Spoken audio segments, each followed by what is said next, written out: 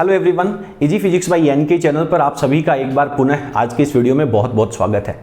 12th class की physics का पूरा सिलेबस हमने ऑलरेडी यूट्यूब के ऊपर उपलब्ध करवा रखा है।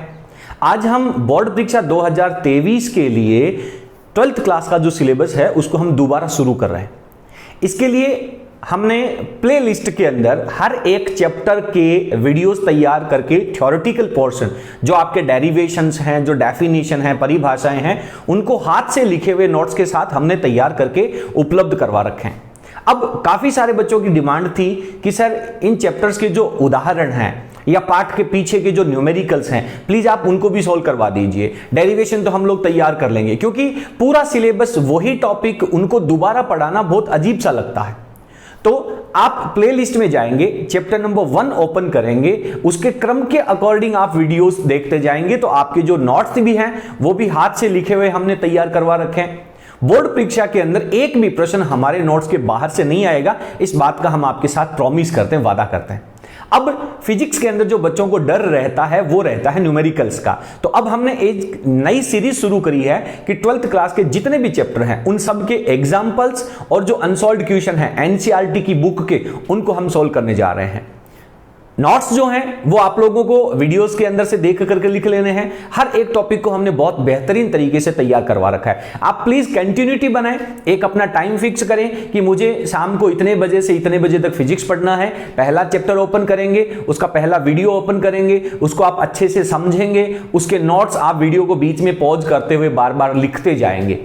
किताब को उठाएंगे, उस टॉपिक के बाद में अगर कोई एग्जाम्पल है तो उसको आप तैयार करेंगे। एग्जाम्पल्स को और जो न्यूमेरिकल्स हैं उनको हम सॉल्यूशन आज से शुरू कर रहे हैं। चलिए चैप्टर नंबर 1 की हम बात करते हैं, जिसका नाम है विद्युत आवेश तथा क्षेत्र।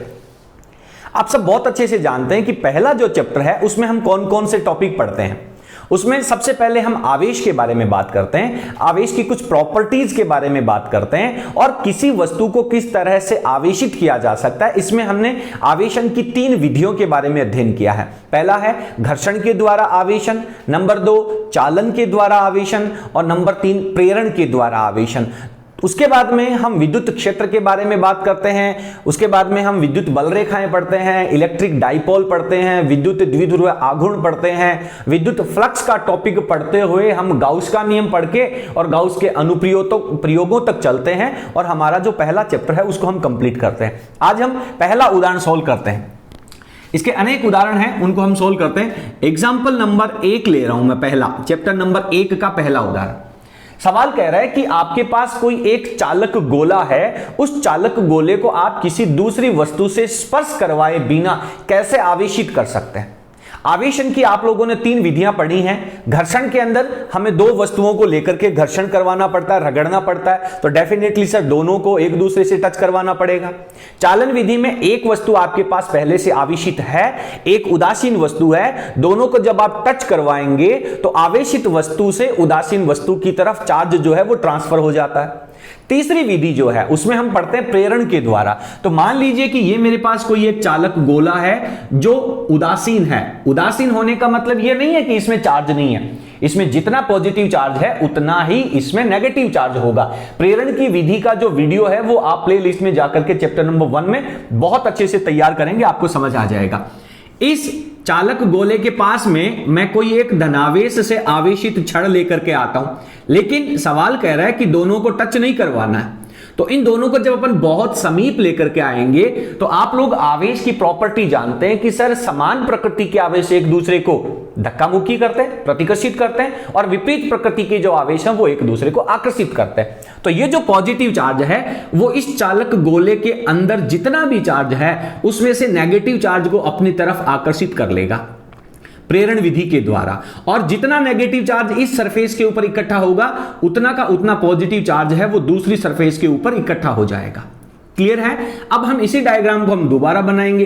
दोबारा बनाते समय क्या करेंगे कि ये जो पॉजिटिव चार्ज है जो एक छड़ के ऊपर पहले से आवेशित है उसको हम यहीं रखेंगे, और ये जो चालक गोला है उसके अंदर ऋणावेश धनावेश की तरफ आकर्षण के कारण और धनावेश प्रतिकर्षण के कारण दूर चला जाता है। अब हम क्या करेंगे कि जो धनावेश वाली सरफेस है उसको ग्राउंड कर देते हैं, भू संपर्कित कर देते हैं, अर्थिंग कर देते हैं। तो जिससे क्या होगा कि ये पॉजिटिव चार्ज है वो पूरा का पूरा ग्राउंड में चला जाएगा और इस चालक गोले की सरफेस के अंदर केवल और केवल नेगेटिव चार्ज रह जाएगा।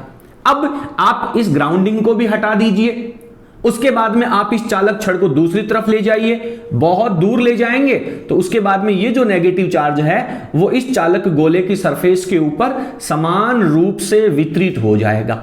तो इस तरह से हम किसी भी चालक गोले को किसी दूसरी वस्तु से टच करवाए बिना, स्पर्श करवाए बिना आवेशित कर सकते हैं। कौन सी विधि के द्वारा? प्रेरण विधि के द्वारा। उम्मीद करता हूं कि पहला एग्जाम्पल जो है वो आप लोगों को बहुत अच्छी तरह से समझ में आ गया होगा। यदि आपको हमारे वीडियोस पसंद आए हों, अगर आपको हमारे नोट्स पसंद आए हों और ये जो एग्जाम्पल की सीरीज है और न्यूमेरिकल की जो सीरीज है अगर आपको पसंद आई हो तो प्लीज आप वीडियो को लाइक जरूर करें और आप सबसे मेरा अनुरोध रहेगा प्लीज अपने फ्रेंड्स के साथ वीडियो का लिंक शेयर जरूर करें। आप लोगों के सहयोग की हमें बहुत आवश्यकता है। अगर हमें मोटिवेशन मिलेगा तो हम इस सीरीज को चैप्टर नंबर 14 के एंड तक कंप्लीट करने वाले। चलिए अगले एग्जाम्पल की तरफ बढ़ते हैं।